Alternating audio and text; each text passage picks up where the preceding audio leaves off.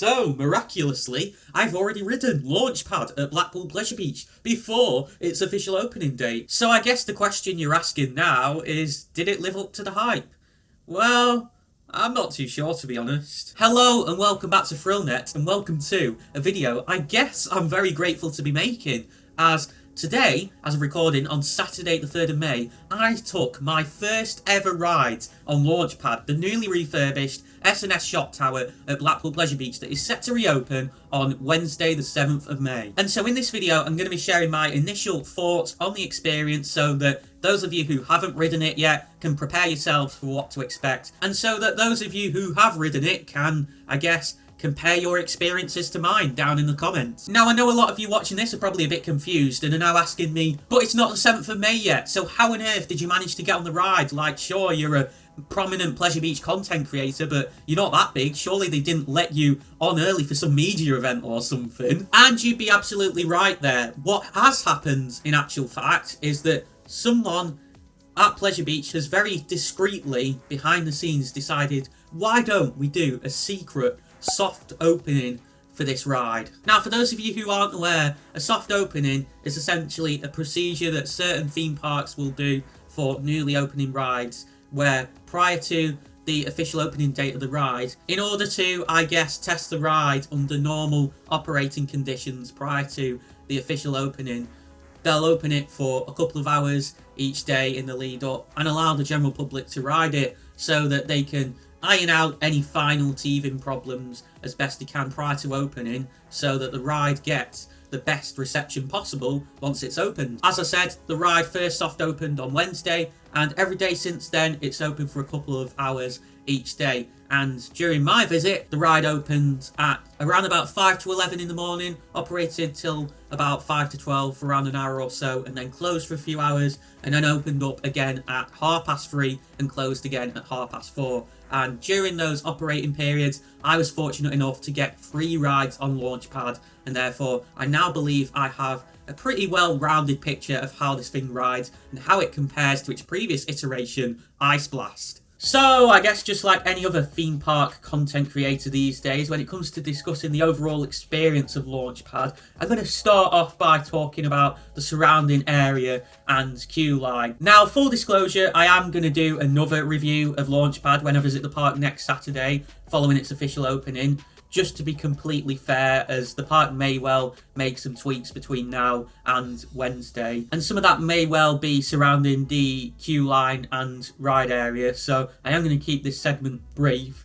But you've obviously got the new soundtrack playing, which is now on really loud, thank goodness, because when we were watching the ride when it was testing, it was on way too quietly.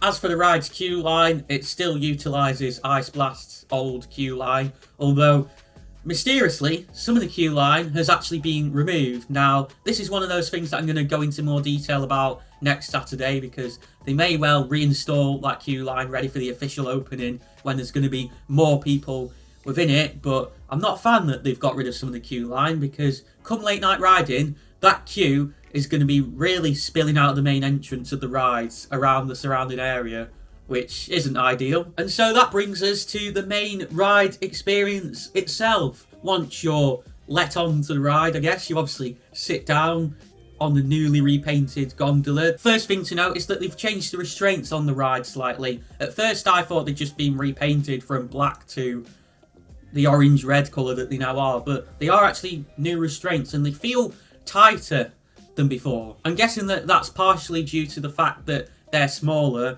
However, this tightness wasn't helped by the fact that the staff on there seem to be stapling you in very forcibly, more so than they used to on Ice Blast before. I'm not sure why they were doing this, but they were really just pushing the restraints down, which really did, unfortunately, restrict some of the airtime on the ride. What I will give the staff credit for, though, is that they were operating the ride very efficiently. So upon sitting down, it was only about a minute or so until you were lifting off the ground and you had that new ride announcement playing that we obviously covered in the update last week saying prepare for launch and whatnot, and then proceeding to the countdown. Now, upon the countdown starting, there's actually some smoke that gets emitted from the bottom of the ride that wasn't obviously tested last week, but it has been an addition since, and I feel this is a very nice effect off ride, but on ride you can't really see it too well as the gondola has raised too high up. The launch position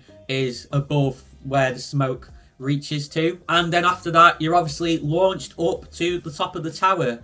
On this occasion, before the countdown reached 0. Now, last week when we were watching the ride test, we noted that the ride was launching quite a bit after the countdown had reached 0, but today the ride was launching sort of around about 3 or 2, so I guess they're still working on the timing of that announcement to get it perfectly in line with when the ride launches. And upon hitting the top of the tower comes the moment of truth, because Pleasure Beach, when it comes to this ride, have really been hyping up the fact that it's going to offer a more forceful and airtime-filled ride experience than Ice Blast. Ice Blast was notably getting quite weak in terms of the airtime offered when you hit the top of the tower in recent years, and the whole point of the refurbishment of Launchpad was to essentially, as well as give it a repaint, it's more than just that. What they've done is obviously replace the pressure cylinder in the middle of the tower that actually propels the gondola up to the top, as that old pressure cylinder in Ice Blast had just got knackered and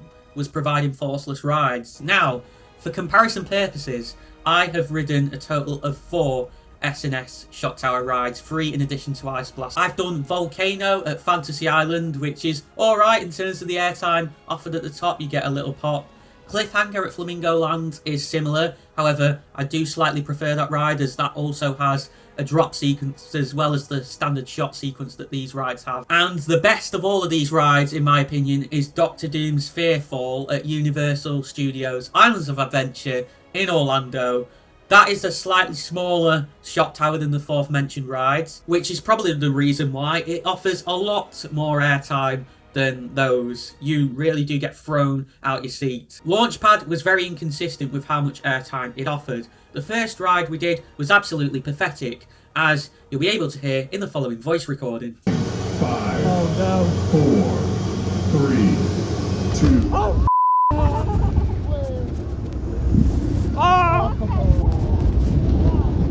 It wasn't that much airtime. Now, the second ride I don't have a voice recording of, but it was slightly more intense at the top, and that third ride was the best of the lot. I did get quite a bit of decent airtime there, partially because the ride was just running more forcibly for some reason, and also because I didn't get stapled in as much, thankfully. 3, 2. Yes! Get in! That was better! That's what I'm talking about! Yeah! Disclaimer, during those on-ride voice recordings, my phone was in a secure zipped pocket at all times. There was no risk to anyone or anything at any time. If you are someone who's prepared to be an idiot and take a loose article on a ride, then get off this channel, I don't want to know you. And so overall, I'd say that Launchpad felt slightly more intense than Ice Blast did before, but certainly not as intense as some of the other shot towers I've done.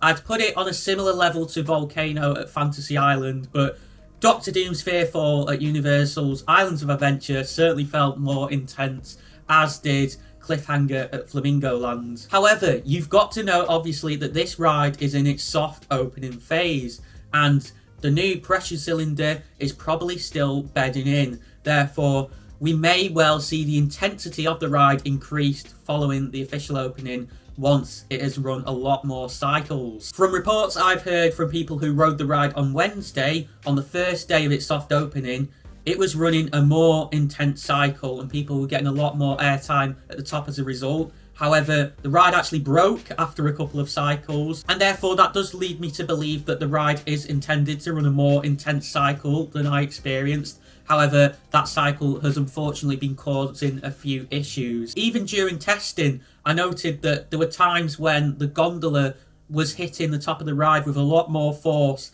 than other times. So it does seem that Launchpad is running quite inconsistently at the moment. So hopefully the park can get that sorted and get it to a point where it's running an intense cycle all the time reliably. I do think as of now the ride has probably been a little overhyped. There were some people on Wednesday saying that it rode similar to Doctor Doom's Fearfall, and as someone who's ridden that, I can't see how that would be the case, but it's definitely running more intense, so who knows. I went in with pretty low expectations anyway. I wasn't convinced by some of the things I'd been hearing from people. I've genuinely heard people say things like it's the best shot tower ever. But I've got to admit, when stepping into that queue line this morning, I was starting to hype myself up a bit because I just couldn't quite believe that we were getting back on this ride after it having been standing but not operating for a year. And don't get me wrong, I'm very grateful that I have got back on it, and it's great to see it back at the park running again. But considering that this refurbishment probably cost the park an extortionate amount of money to do, is it really worth it? At the moment, I have to say no, I don't think it was worth the park putting in all this effort. I definitely think that Launchpad offers an overall better ride experience than Ice Blast did. It's certainly better themed, or should I say stylised.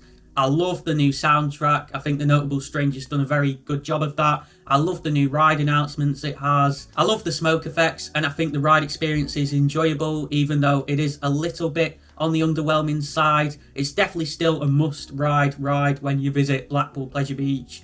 However, when you think what they could have put in its place for potentially a similar amount of money, or maybe a bit more, we could have got something like a drop tower in its place, which I think would have offered a much more thrilling and exhilarating experience, which I personally would have preferred. But as I've said for about the billionth time in this video, this was only a soft opening. I'm going to reserve my full judgment until next Saturday, when I'll be experiencing the ride for the first time post-official opening, and I'm going to be doing a more detailed review then, sharing my final verdict. But Launchpad isn't the only new addition coming to Pleasure Beach in the near future. Next year the park plans to open a massive 136 foot tall gyro swing. To find out all about that, click the video on the right side of your screen, and for more things theme park related in the UK and beyond, make sure you click the icon in the centre of your screen to subscribe.